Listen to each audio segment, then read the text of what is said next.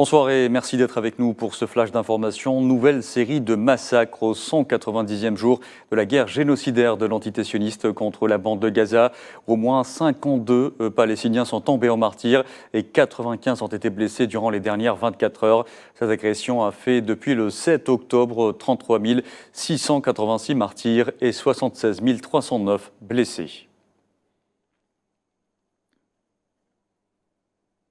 Et quasiment aucune région de l'enclave palestinienne n'échappe au massacre. L'aviation de l'occupation sioniste a notamment lancé un raid sur une maison à Zaraka, dans le centre de la ville de Gaza, faisant au moins 5 martyrs et 30 blessés.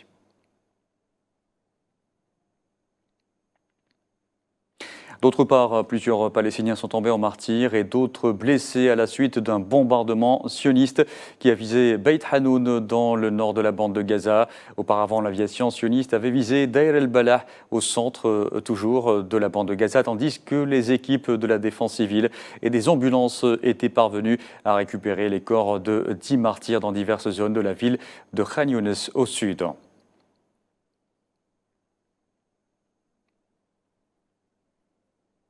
Et toujours sur le terrain, 2 Palestiniens sont tombés en martyrs et plusieurs autres ont été blessés lors de bombardements au nord du camp de Nusayrat.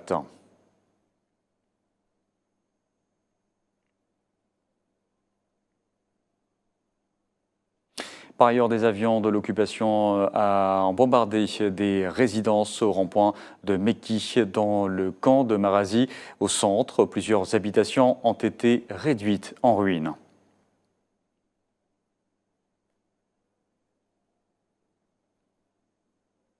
Et face à la détérioration de la situation humanitaire à Gaza, Médecins sans frontières a appelé à un cessez-le-feu immédiat et durable, en espérant que la résolution du Conseil de sécurité des Nations Unies ne soit pas seulement un acte de théâtre politique.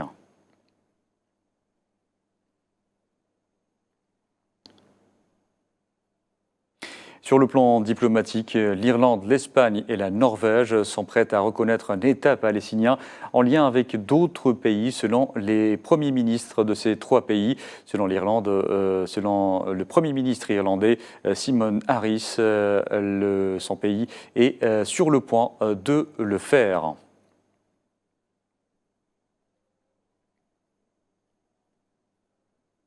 Dans l'actualité également, le ministre algérien des Affaires étrangères, Ahmed Attaf, a reçu ce samedi le vice-ministre russe des Affaires étrangères et représentant spécial du président russe pour le Moyen-Orient et l'Afrique du Nord, Mikhail Bogdanov.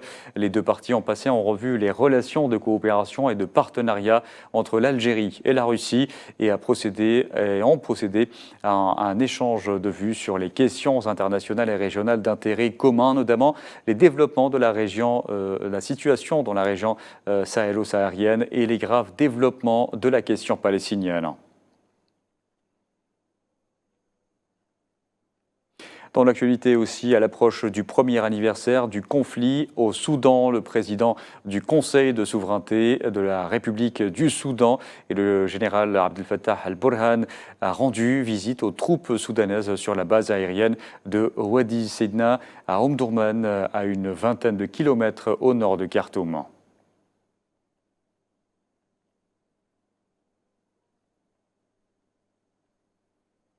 Et enfin, en Australie, une attaque au couteau a fait 6 morts et plusieurs blessés, dont un bébé de 9 mois ce samedi dans un centre commercial bondé de Sydney. Le motif de l'agression n'a pas été précisé dans l'immédiat, mais selon le Premier ministre australien Anthony Albanese, l'assaillant semble avoir agi seul.